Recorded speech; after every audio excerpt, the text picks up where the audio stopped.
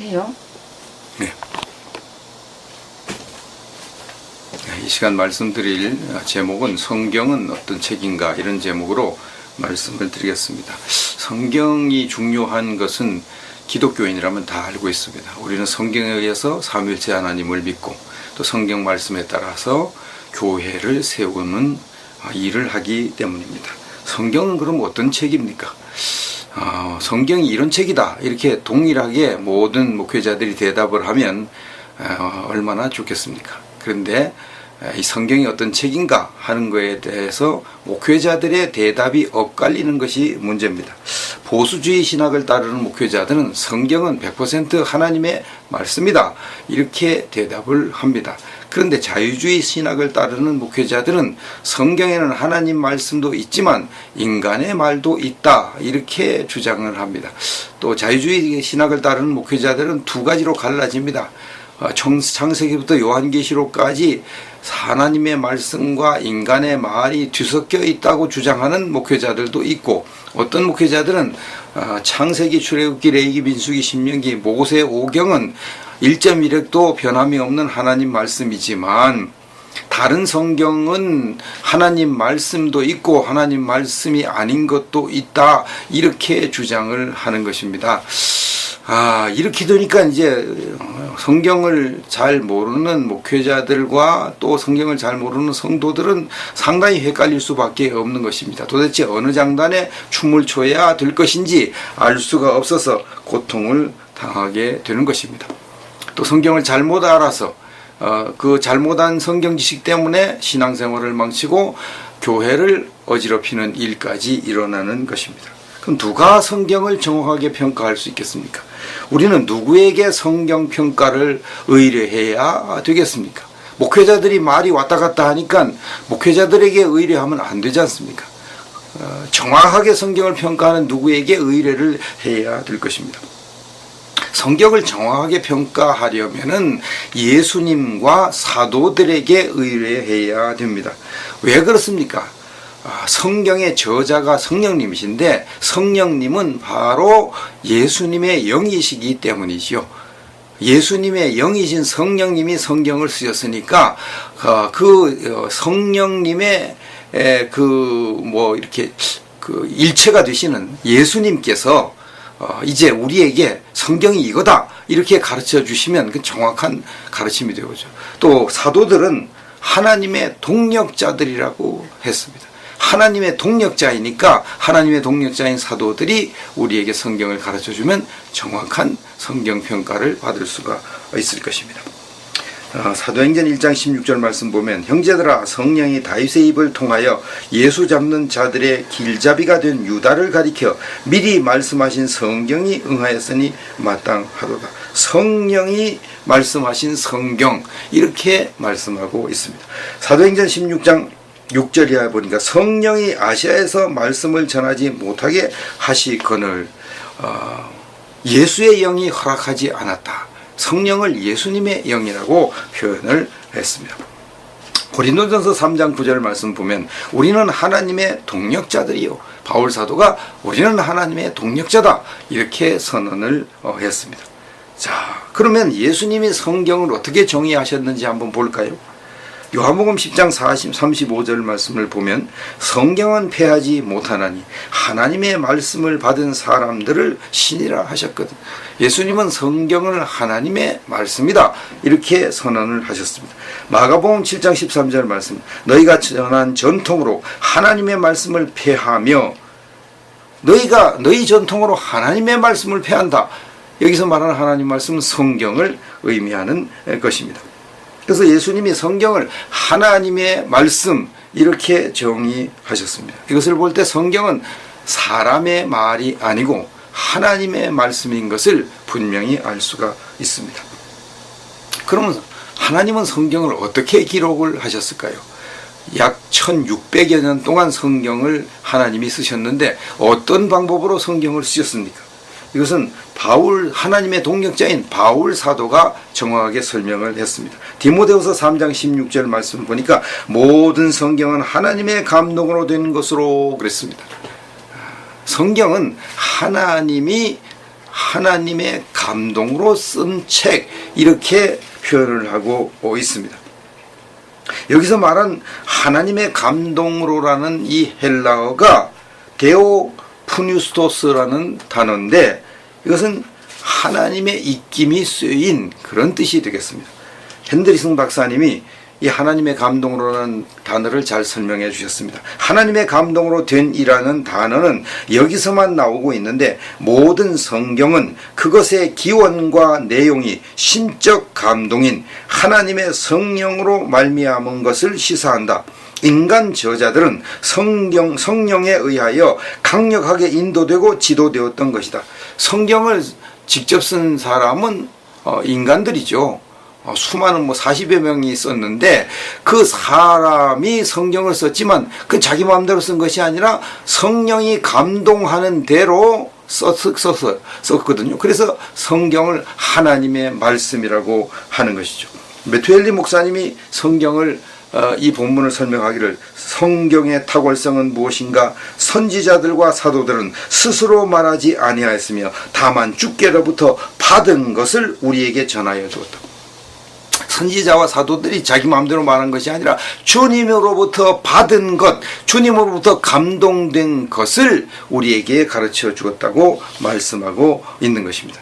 일본의 그 유명한 미전풍 주석의 그 저자인 요네다 유다카 목사님도 똑같이 해석했습니다. 모든 성경은 하나님의 감동으로 기록된 글이다. 영감이란 하나님께서 성령에 의해 사상을 불어넣어 주셨다는 뜻으로 언제든지 사람의 뜻으로 난 것이 아니요, 오직 성령의 감동하심을 입은 사람들이 하나님께 받아 말한 것이라고 베드로후서 1장 21절까지 인용해서 말씀하고 있는 것입니다.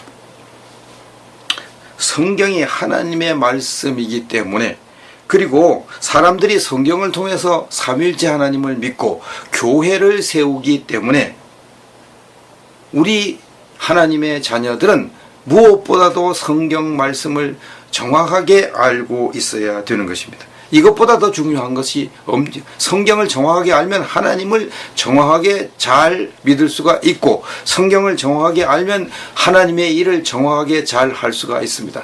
이것을 잘 모르면 하나님도 잘 못 믿고 교회 일도 자기 나름대로는 열심히 하나님 뜻대로 한다고 했는데 나중에 보면은 엉터리 일을 하는 경우가 왕왕 있는 것입니다. 근데 이 우주에는 하나님만 계신 것이 아니라 사탄도 있습니다. 이 사탄이 하나님의 일을 회방하는 놈으로 유명하지 않습니까? 사탄은 삼일체 하나님을 잘못 믿게 만들거나 못 믿게 만들고, 또 교회 일을 잘못하게 만들고, 또 교회를 망치도록 만드는 그런 공작을 합니다. 그럼 그 일을 어떻게 합니까? 성경을 잘못 이해하게 만들어서 교회 일을 망치고 신앙생활을 잘못하게 만드는 것입니다. 성경을 오해하면은 하나님의 일을 할 수 있는 힘을 잃습니다. 성경을 더 오해하면 하나님의 일을 그르치는데 앞장서기도 하는 것입니다. 이것은 이제 예수님의 제자들도 성경을 제대로 깨닫지 못해서 예수님의 부활을 믿지 못하고 벌벌 떨며 일을 하지 못하던 그 모습을 볼 때, 그리고 바리새인과 사두개인들이 그렇게 성경을 열심히 공부했음에도 불구하고 성경을 바르게 알지 못해서 예수님을 반대하고 예수님의 일을 회방한 것을 보면은 알 수가 있습니다. 성경을 바르게 깨닫는 것이 얼마나 중요한가 하는 사실을 여기에서 알 수가 있는 것입니다. 이 교활한 사탄은 예수님이 성경을 오해해서 하나님의 일을 망치도록 유혹한 적도 있습니다. 그것이 바로 예수님이 40일 동안 광야에서 사탄에게 시험을 받을 때 일어났던 일인데, 그 사탄이 성경 말씀을 인용해가지고 성경에 내가 여기 뛰어내리면 발이 돌에 부딪히지 않도록 천사를 보내서 보호해준다는 성경 말씀이 있다. 그러니까 성전 꼭대기에서 뛰어내려가지고 영웅이 되라. 이렇게 유혹을 한 적이 있는 것입니다. 이렇게 사탄이 성경을 왜곡시켜서 예수님도 타락시키려고 한 존재인 것을 볼 때에 이놈이 우리를 그냥 내버려 둘 리가 없는 것이죠. 어떻게 하든지 성경을 왜곡시켜서 우리가 하나님을 잘 못 믿게 만들고 하나님의 일을 망치도록 만드는 것입니다. 그러므로 성경을 바르게 깨닫지 못하면 누구나 다 사탄에게 이용당할 수밖에 없고 하나님을 잘 못 믿을 수밖에 없고 교회 일을 망치는 일을 자기도 모르는 사이에 할 수밖에 없는 것입니다. 저의 스승이신 박유선 박사님은 이제 신학교 저희가 다닐 때 자주 하시는 말씀이 목사도 공부하지 않으면 별 수 없이 거짓말합니다. 이 말씀을 아주 자주 하셨습니다. 그래서 공부를 꼭 해야 된다고 말씀했는데 거기서 말씀하신 그 공부라고 하는 것 중에 핵심이 그건 성경 공부죠. 성경 공부. 우리가 다른 것은 몰라도 성경은 알아야 되는 것이죠. 다른 공부는 안 해도 성경 공부는 해야 되는 겁니다. 성경 공부를 제대로 한 사람은 하나님의 뜻을 바르게 받들어서 하나님을 잘 섬기고 교회를 유익하게 합니다. 성경을 잘 모르는 사람은 하나님의 뜻을 받들지 못해서 교회도 해치고 하나님의 영광도 가리게 되고 자기 자신도 멸망에 이르게 되는 것입니다. 그래서 저는 좀 구체적으로 박유선 박사님의 말씀을 적용해서 목사도 성경을 공부하지 않으면 별 수 없이 거짓말한다, 이렇게 강조를 하고 있는 것입니다. 이장님 목사가 참 똑똑한 분이죠. 그 영어를 잘하고 영어책 번역도 많이 하고 아주 실력이 있는 그런 분인데 불행하게도 그분은 성경을 잘 알지를 못했습니다. 다른 공부 열심히 했는데 성경 공부를 제대로 하지를 못했습니다. 그래서 그만 성경을 오해하고 잘못 해석을 하고 말았어요. 그래서 결국은 뭐라고 했습니까? 1992년 10월 28일 날 예수님이 재림한다. 뭐 성경에 뭐 무화과나무 비유 어쩌고 저쩌고 다 끌어붙여가지고 지멋대로 해석을 해서 그런 거짓말을 하고 결국은 자기도 폐가망신당하고 8,000명이나 되는 수많은 성도들이 폐가망신을 당하게 만들고 한국 기독교회도 세상 사람들에게 손가락질을 받게 만드는 그런 큰 잘못을 저질렀습니다. 이것이 다 성경 몰라서 그런 일을 저지른 것을 알 수가 있는 것입니다. 제가 이것이 구원된다라는 책을 하나님의 은혜로 썼습니다. 이것을 쓰면서 제가 깨달은 것이 있는데 저뿐만 아니라 한국교회에 전 세계 교회에 대부분의 목회자들이 성경을 모르기 때문에 구원에 관한 거짓말을 참 많이 했구나 하는 사실을 알게 되었습니다. 구원에 관한 거짓말, 중요한 거짓말 두 가지가 있습니다. 첫째는 알미니안주의자들의 거짓말입니다. 그 거짓말이 무엇입니까? 아무리 예수님을 믿어서 영생을 얻은 신자, 중생한 신자도 죄 많이 지으면 지옥에 간다. 중생한 신자도 지옥에 갈 수 있다. 이것이 알미니안주의자들의 거짓말이죠. 칼빈주의자들의 거짓말이 무엇입니까? 죄를 많이 짓는 신자는 가짜 신자다. 이것이 거짓말이 되는 것이죠. 뭘로 알 수 있습니까? 중생한 신자도 지옥 간다는 말은 요한복음 10장 28절에 명백하게 위배가 됩니다. 요한복음 10장 28절에 내가 그들에게 영생을 주노니 영원히 멸망하지 아니할 것이라고 주님이 말씀했습니다. 영생을 얻은 사람은 영원히 멸망 곧 지옥에 가지 않을 것이라고 말씀했어요. 영원히 지옥에 안 간다고 말씀했습니다. 분명히 못을 박았습니다. 거기에 아니할 것이오가 절대 부정부사와 일반 부정부사를 합친 우매라는 단어를 썼습니다. 이것은 결코 아니라는 뜻입니다. 절대 아니라는 뜻입니다. 영생을 얻은 신자는 영원히 절대로 지옥에 가지 않는다고 주님이 분명히 선언하셨는데 알미니안주의자들은 영생을 얻은 신자도 지옥에 갈 수 있다고 이야기하니까 이 세상에 이런 거짓말이 어디 있습니까? 이런 거짓말이 지금까지 수백 년 동안 저 천주교의 거짓말까지 합치면 거의 2000년 동안 사람들을 속여왔던 것입니다. 너무나 기가 막힌 일이 아닐 수가 없습니다. 그럼 칼빈주의자들의 거짓말이 무엇입니까? 칼빈주의자들은 진짜 신자는 죄 많이 안 짓기 때문에 죄를 조금 짓기 때문에 천국에 갈 수 있다 이렇게 주장을 합니다. 그럼 그거 완전 거짓말이죠. 죄라고 하는 것은요 먼지만큼 작은 죄를 지어도 지옥에 가게 돼 있는 것입니다. 예수님이 마태복음 5장 22절에 뭐라고 말씀해요? 미련한 놈이라고 하는 자마다 지옥불에 들어간다고 그랬습니다. 마태복음 5장에서 뭐라고 말씀하셨습니까? 음욕을 품는 자마다 지옥불에 들어간다고 말씀했습니다. 요한일서에서 뭐라고 말씀했습니까? 미워하는 자마다 영생을 얻지 못한다고 말씀했습니다. 이웃에게 구하는 자에게 주고 꾸고자 하는 자에게 거절하지 말라는 그 말씀을 어겨도 지옥불에 들어간다고 했습니다. 하나님의 자녀가 될 수 없다고 말씀했습니다. 죄라고 하는 것은 먼지만큼 작은 죄를 지어도 지옥불에 들어가는 것이 하나님의 뜻인데 무슨 작은 죄를 지으면 천국 가고 큰 죄를 지으면 지옥에 가고 그런 것이 어디 있습니까? 그러니까 칼빈주의자들이나 알미니안주의자들이나 거짓말을 많이 하고 있는데 성경을 모르니까 다 거짓말에 쏟고 있는 거예요. 자기도 쏟고 남도 쏟고 그런 것이죠. 성경에 관한 이 자유주의 신학자들의 오해가 가장 큰 문제입니다. 자유주의 신학자들은 성경을 어떻게 하든지 거기에 인간의 말이 있다 이렇게 생각을 하고 있는 거죠. 그러다 보니까 이제 막 인간의 말이 성경에 들어있다는 것을 증명하기 위해서 눈에 불을 켜고 난리를 치는 거. 없는 말도 막 만들어내고 없는 사실도 있는 것처럼 설명하고 하는 일들이 왕왕 있는 것입니다. 나중에 밝혀지면 그냥 꼬리 싹 빼고 뭐 입 싹 닦아버리고 말고 이런 짓을 많이 하고 있는 거죠. 그 중에 하나가 무엇입니까? 주후 90년에서 110년 사이에 유대인들이 얌리아라고 하는 곳에서 종교회의를 열어서 그 랍비들이 회의를 열어가지고 그때 구약 성경 39권을 정경으로 인정했다. 이런 식으로 이제 주장을 해가지고 왜냐하면 예수님 당시에까지 정경이 인정이 안 되고 훨씬 후에 구약 성경이 정경으로 인정됐다 그러면은 결국은 성경이 좀 문제가 있는 것 아니냐. 거기에 인간의 말도 있고 이런 것이 아니냐. 이제 그것을 증명하기 위해서 그들이 그런 헛소리를 한 거. 그런데 그들이 하도 그럴듯하게 설명을 하니까 참 그런가 보다. 또 거기에 얌리아 회의에서 기독교를 막 저주하는 기도문도 만들고 막 그렇게 해놨거든요. 그렇기 때문에 이제 그런가 보다 이렇게 생각을 해왔어요.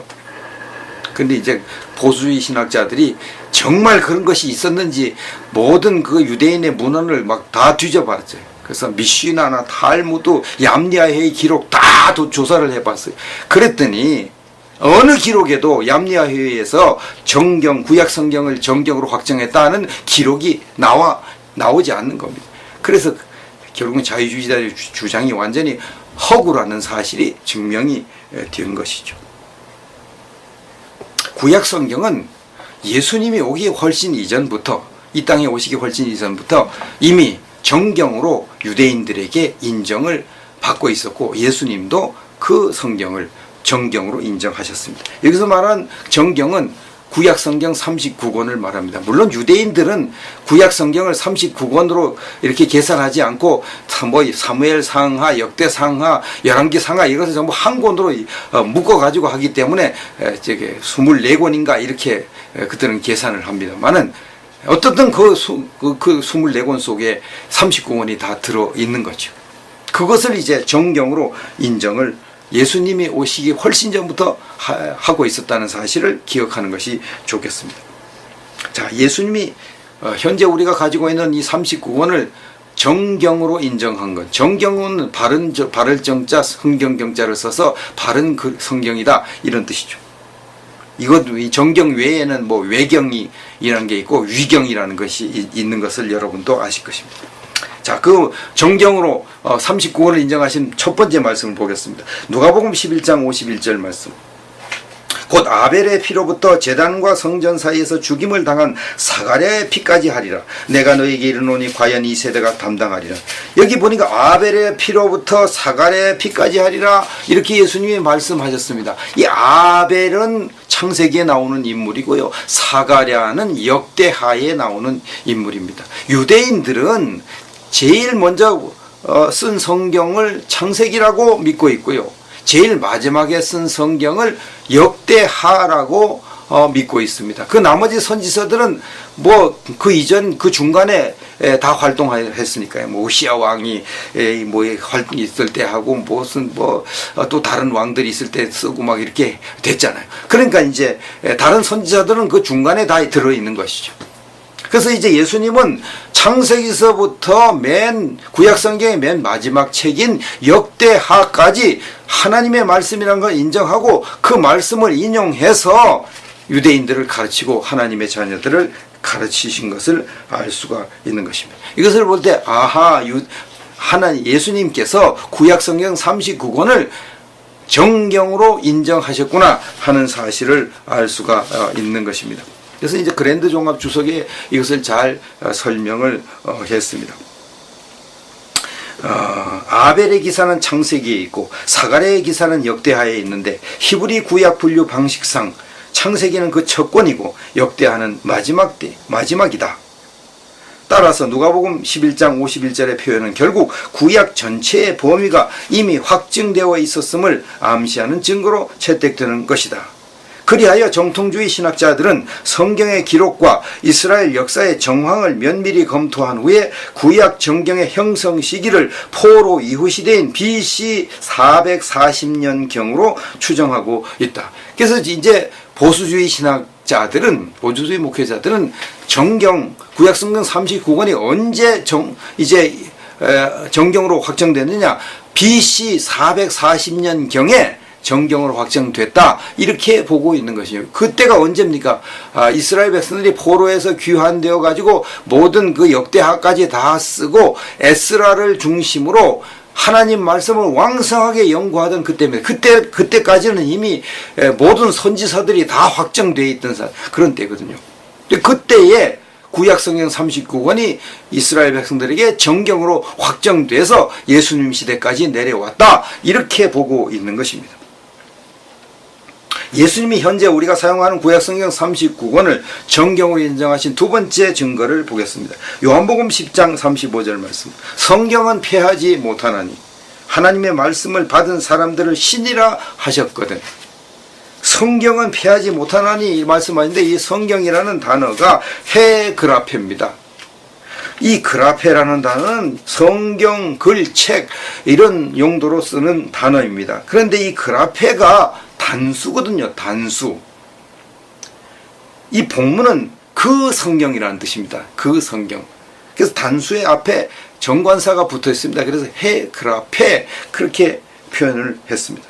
구약 성경은 총 39권이 모여서 한 성경으로 이루어졌습니다. 그런데도 예수님이 그 성경, 이렇게 표현했습니다.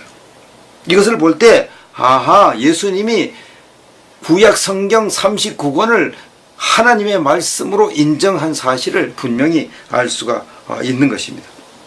그 다음 말씀도 보겠습니다. 마태복음 22장 29절. 마태복음 29장 29절 보면 예수께서 대답하여 이르시되 너희가 성경도 하나님의 능력도 알지 못하는 거로 오해하였도다.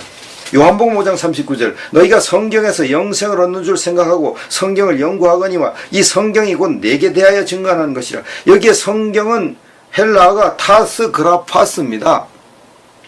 이것을 번역하면 그 성경들입니다. 그 성경들.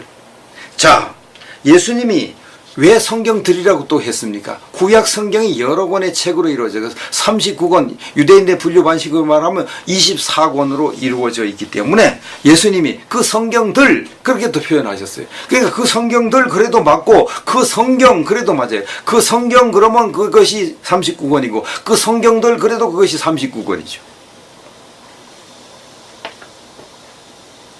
이렇게 예수님께서 그 당시에 사용하던 그 성경 39권을 이미 하나님의 말씀으로 인정을 하셨는데, 그건 뭐 유대인들이 얌야회에서 주 90년경에 그것을 결정했다, 이런 식으로 막 역사 기록에도 없는 내용을 끄집어내 가지고 할 이유가 무엇이냐 이 말이에요. 그래가지고 성경의 권위를 약화시켜 가지고 그 누가 좋겠습니까? 그 좋아하는 놈은 마귀밖에 더 있겠습니까?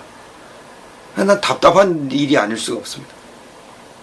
그리고 예수님 당시에 그 사람들의 습관은 사람의 성, 그 다음에 어떤 숫자, 그리고 내용, 이런 것을 명확하게 표현하는 그런 습관을 가지고 있었습니다. 이것은 헬라 원문 성경을 보면 알 수 있어요. 특별히 성수를 아주 명확하게 표현하는 것이 그 유대인들의 습관이고, 또 헬라인들의 습관입니다. 그 헬라어로 써 있으니까 헬라인들이 더욱 성수를 명확하게 표현하죠.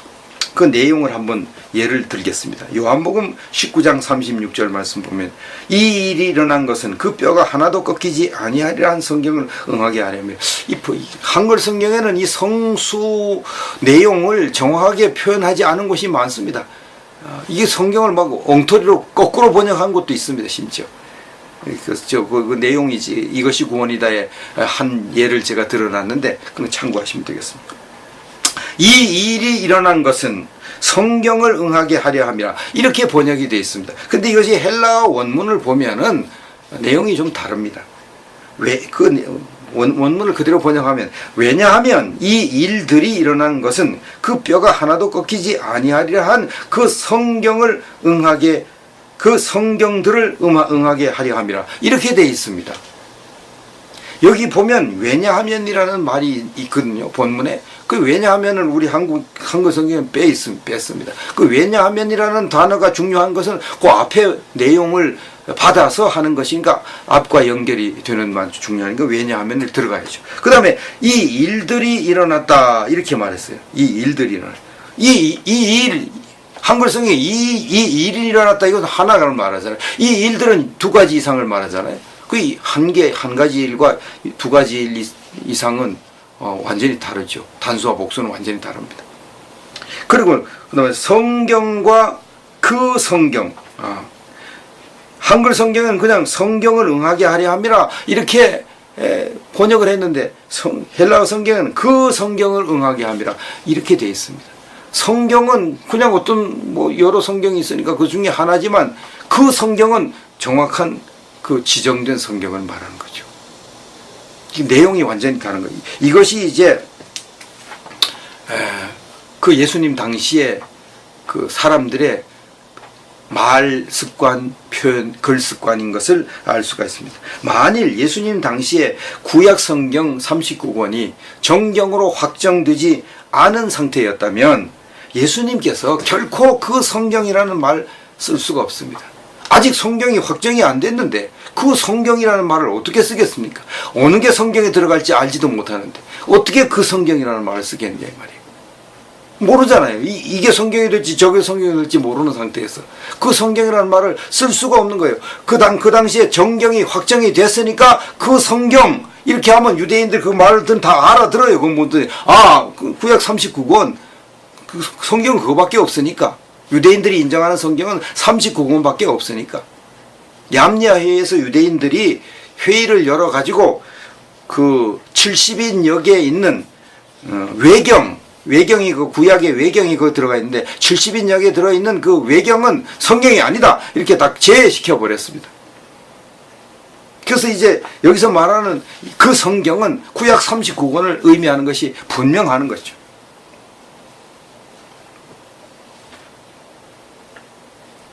만약 그때 그 정경이 확정되지 않았다면 예수님은 그 성경이라는 단어를 쓸 수가 없어요. 어떻게 해야 됩니까? 현재 성경으로 인정되고 있는 성경들 이렇게 표현해야죠. 아직까지 이제 성경으로 인정하느냐 안 하느냐 막 이렇게 논의가 있으면 그 중에 이제 창세기, 출애굽기, 레위기, 신명기 그런 건 이제 성경으로 인정 오래전부터 됐을 거 아니에요. 그러니까 현재 성경으로 인정되어 있는 성경들은 폐하지 못한다 이렇게 얘기를 해야 맞는 것이죠. 근데 예수님은 그 성경은 폐할 수 없다 이렇게 말씀을 하고 그 성경을 응하게 하려 함이라 이렇게 말씀을 하셨습니다.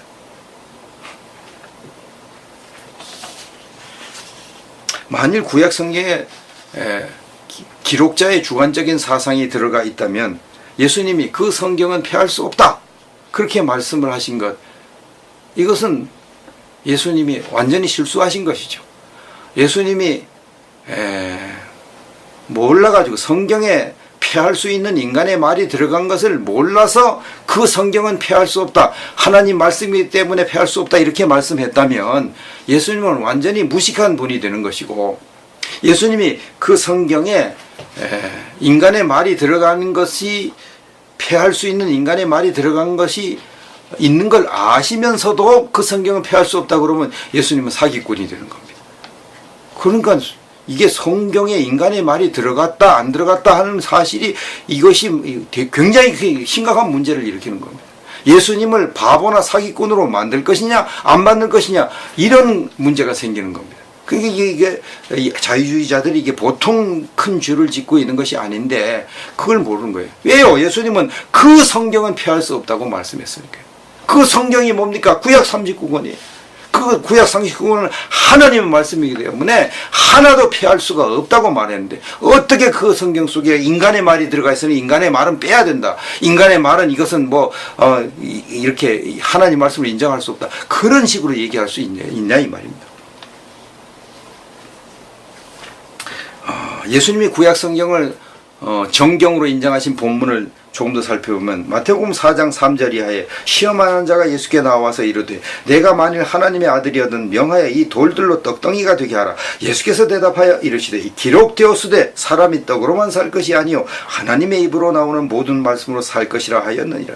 예수님께서 사탄을 물리치되 기록된 하나님의 말씀으로 물리쳤습니다. 하나님의 말씀, 여기 신명기를 가지고, 신명기가 하나님의 말씀 정경이다 이런 뜻이죠. 그 다음에 말씀을 보겠습니다. 마태복음 21장 42절 예수께서 이르시되 너희가 성경에 건축자들의 버린 돌이 모퉁이의 머릿돌이 되었나니 이것은 주로 말미암아 된 것이요 우리 눈에 기이하도다 함을 읽어본 일이 없느냐. 성경에 이렇게 이런 말씀인데 읽어보지 못했느냐 말씀이에요. 이것은 시편 118편 22절을 인용하신 말씀이에요. 시편이 성경이라 이 말이죠. 시편이 정경이다 이 말씀이죠. 시간이 없으니까 마태 사도가 구약 성경을 정경으로 인정한 것을 보겠습니다. 마태복음 1장 1절 아브라함과 다윗의 자손 예수 그리스도의 세계라. 이걸 보니까 아브라함은 창세기, 다윗의 이야기는 뭐 사무엘서부터 역대상하 열왕기상하에 나오니까 그 모든 것이 성경이다 이거죠. 성경이다. 그 다음에 마태복음 1장 21절 이 일을 생각할 때 주의 사자가 현몽하여 이르되 다윗의 자손 요셉아. 다윗의 자손이 그랬어요. 다윗의 기록이 나와 있는 그 기록들이 전부 하나님의 말씀이다 하는 사실을 알 수가 있습니다. 그 다음에 바울 사도가 구약 성경 전체가 하나님 말씀인 것을 인정한 말씀 보겠습니다. 디모데후서 3장 10절 모든 성경은 하나님의 감동으로 된 것으로. 여기서 말하는 이 모든 성경이 파사 그라페, 파사는 모든이라는 뜻이고 그라페라는 말은 성경이라는 뜻이죠. 모든 성경이 다 하나님의 감동으로 되어 있다 이렇게 말을 했습니다. 바울 사도가 그때 당시에 이 성경이 아직 확정이 안 됐다면 성경으로 인정받는 것들만 이러이러한 성경은 창세기, 출애굽기, 레위기, 민수기, 신명기는 하나님의 감동으로 되었다 이렇게 얘기를 해야 되잖아요. 그런데 그렇게 얘기 안 하고 모든 성경은 하나님의 감동으로 되어 있다 그래요. 이건 뭘 의미하냐, 그 당시에 이미 정경이 확정되어 있다 하는 사실을 알 수가 있는 거죠. 그렇게 얘기하면 사람들이 다 알아들어요. 구약 39권은 하나님의 감동으로 쓴 하나님의 말씀이다 하는 사실을 다 알아들으니까 그 아무 설명도 없이 그냥 모든 성경이라고 얘기하는 거예요. 예수님이 그 성경, 그러면 그 성경 구약 39권 이렇게 알아들으니까 그 성경 피할 수 없다 이렇게 말씀하는 것입니다. 히브리서 기자가 구약 성경을 정경으로 인정한 말씀을 보겠습니다. 히브리서 11장 8절 9절 믿음으로 노아는 아직 보이지 않는 일에 경고하심을 받아 방주를 준비하였다. 믿음으로 아브라함은 부르심을 받을 때 순종하여 갈 바를 알지 못하고 갔다. 노아와 아브라함의 이야기를 얘기합니다. 성경에서 인용했습니다. 창세기가 하나님의 말씀이다 이런 뜻이죠. 히브리서 11장 32절 이하를 보면 내가 무슨 말을 더하리요. 기드온, 바락, 삼손, 입다, 다윗, 사무엘과 선지자들의 일을 말하면 기드온, 바락, 삼손, 입다. 그 다음에 다윗, 사무엘, 선지자들 이것은 구약 성경 역사서에 나오고 그 다음에 그 선지서에 나오는 모든 것들 다 하나님 말씀이다. 그걸 그대로 인정을 하고 이야기하죠. 히브리서 기자가 성령의 감동을 받아서 히브리서를 쓸 때 구약 성경의 모든 인물들을 그 수약 성경에 나오는 모든 인물들을 다 그대로 인정해요. 이건 하나님 말씀 틀림없다는 거죠.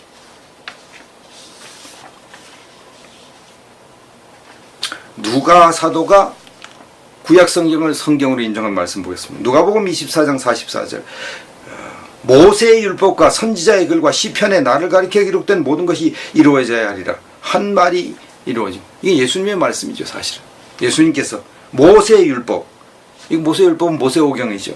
선지자의 글, 선지서 12권 선지서, 그 다음에 시편, 시가서, 이거 다 주님 모르고 이게 주님에 관해 얘기하는 거 그대로 다 인정했어요.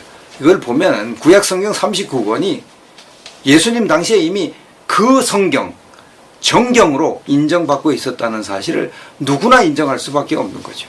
이런 말씀을 다 무시하고 정경이 주 90년에 얌야해서 인정받았다. 이건 말이 안 되는 거죠. 베드로 사도가 구약 성경을 정경으로 인정한 말씀 볼까요? 베드로후서 1장 20절 이하. 먼저 할 것은 성경의 모든 예언은 사사로이 풀 것이 아니니 예언은 언제든지 사람의 뜻으로 낸 것이 아니요 오직 성령의 감동하심을 받은 사람들이 하나님께 받아 말한 것이라. 구약 성경 선지서가 모두가 다 하나님의 말씀이라는 거예요. 하나님께 받아가지고 말씀했다고 얘기를 하고 있는 것입니다. 그 다음에 베드로후서 3장 15절 말씀 보니까 또 우리 주의 오래 참으심이 구원이 될 줄로 여기라. 우리가 사랑하는 형제 바울도 그 받은 지혜대로 너희에게 이같이 썼고 또 그 모든 편지에도 이런 일에 관하여 말하였으되 그 중에 알기 어려운 것이 더러 있으니 무식한 자들과 굳세지 못한 자들이 다른 성경과 같이 그것도 억지로 풀다가 스스로 멸망에 이르느니라. 바울 사도의 그 편지를 다른 성경과 같이 그것도 억지로 풀다가 멸망을 받는다. 그래서 다른 성경을 억지로 풀어도 멸망을 받고 바울 사도의 편지를 억지로 풀어도 멸망을 받는다. 이렇게 얘기하는 거 보니까 이 당시에 벌써 베드로 사도가 바울 서신을 성경으로 인정한 것을 알 수가 있습니다. 그럼 베드로 자신이 쓴 베드로 전후서는 성경이 아니겠습니까? 당연히 성경이죠. 그럼 성경은요, 대부분 요한 사도가 썼거나 베드로 사도가 썼거나 아니면 바울 사도가 썼어요. 대부분 그렇습니다. 그 외에는 히브리서하고 그다음 사도행전밖에 없어요. 사도행전은 바울 사도와 같이 그 파송을 받았던 누가 사도가 쓴 거 아닙니까? 히브리서는 바울 사도가 썼거나 아니면 다른 사도가 썼잖아요. 그러니까 전체가 벌써 사도들이 살아있을 당시에 성경으로 신약 성경도 다 인정을 받고 있었던, 그것을 이제 나중에 주 300년경에 회의를 열어가지고 27권을 성경으로 하자 그렇게 결정을 했습니다만은 이미 사도시대에 그 모든 것이 다 성경으로 인정을 받고 있었던 거죠. 마태 사도가 쓴 마태복음, 마가는 그 베드로의 제자잖아요. 베드로의 제자 마가가 쓴 마가복음, 다 그것이 성경으로 인정받을 수밖에 없는 것이죠. 자, 지금까지 이제 논의한 것을 정리하고 마치도록 하겠습니다. 구약 성경 39권은 예수님이 오시기 훨씬 이전부터 유대인들에게 정경으로 인정을 받고 있었습니다. 그래서 예수님께서 그 구약 성경을 그 성경이다, 그 성경은 절대 폐할 수가 없다, 하나님 말씀을 어떻게 폐하겠느냐, 이렇게 말씀을 하셨습니다. 그러므로 구약 성경 39권은 100%가 하나님 말씀이죠. 그 말씀 성경 속에 인간의 말이 들어가 있을 수가 없는 것입니다. 여기서 제가 말하는 그 성경은 성경 원문을 말합니다. 성경 지금 원문이 없는 것이 좀 아쉽죠. 사본이 이렇게 베끼다 보니까 그 중에 약간의 오류가 있을 수가 있습니다. 약간의 오류가 있어도 성경 전체 해석하는 데는 문제가 없습니다. 이런 차이는 있습니다만은 하나님의 말씀으로 인정을 해야죠. 그리고 베드로 사도는 바울 사도의 글을 성경으로 인정했습니다. 신약 성경도 다 하나님 말씀이고 성령의 감동을 받아서 쓴 성경이죠. 성경에는 하나님 말씀만 있습니다. 성경에는 인간의 말이 없습니다. 인간의 말이 있을 수가 없죠. 성령의 감동을 받아서 쓴 성경이기 때문에 인간의 말이 있을 수가 없는 겁니다. 그래서 성경에서 인간의 말을 빼겠다, 이것은 아주 위험한 일이고 하나님이 볼 때 괘씸한 일이 될 수밖에 없는 것입니다. 그래서 이제 보수주의 신학자들, 보수주의 목회자들의 성경관이 존중을 받아야 되고, 그 보수주의 신학자들, 목회자들의 성경관에 따라서 성경을 해석해야 되는 거죠. 성경엔 100% 하나님 말씀만 있다, 이 말씀을 하나도 빼거나 더하거나 하면 안 된다 하는 사실을 알아야 되는 것입니다. 성경에 인간의 사상이 들어간 걸로 여기면 도대체 인간의 말이 어디 있냐, 이건 보니까 좀 마음에 안 드니까 이건 인간의 말이에요, 이런 식으로 이제 성경을 막 파괴하기 시작하면 걷잡을 수 없어가지고 나중엔 자기 멋대로 이건 인간의 말이야 그런 사람들이 많습니다. 그런 불투만이라고 하는 사람, 성경에 신화가 많다. 그 신화를 다 빼자. 그 예수님의 무리로 건너가신 건, 뭐 죽은 사람 살린 건, 이 전부 다 신화다. 그래서 성경의 비신화 운동을 벌리고 막 난리를 치고 성경 다 파괴시켜 버리잖아요. 이런 짓거리를 하면 되겠습니까? 그래서 자유주의 신학자들의 성경 해석 경계해야 되고 멀리 해야 됩니다. 아무리 그럴듯하게 해석해도 그건 아니죠. 보수주의 신학자들이 성경을 잘 못 해석하고 좀 그럴듯하지 못하게 해석하고 좀 투박하게 해석해도 성경이 하나님 말씀이다 이렇게 해석하고 좀 설명이 충분하지 못해도 그 해석을 받아들여야 되는 거예요. 자유주의 신학자들이 논리적으로 뭐 매끈하게 앞뒤 맞게 이렇게 해도 그건 성경의 하나님 말씀이 하나님 말씀 아닌 것이 있다고 이런 식으로 얘기하는 건 그건 전혀 아닙니다. 그런 식으로 하면 성경 다 파괴되고 많은 것입니다. 여러분이 성경을 정확하게 이해하셔서 성경 말씀을 잘 해석하신다면 하나님이 기뻐하시고 또 여러분은 교회를 바르게 세우는데 일꾼으로 쓰임받는 그런 하나님의 일꾼들이 될 것입니다. 지금까지 경청해 주셔서 대단히 감사합니다.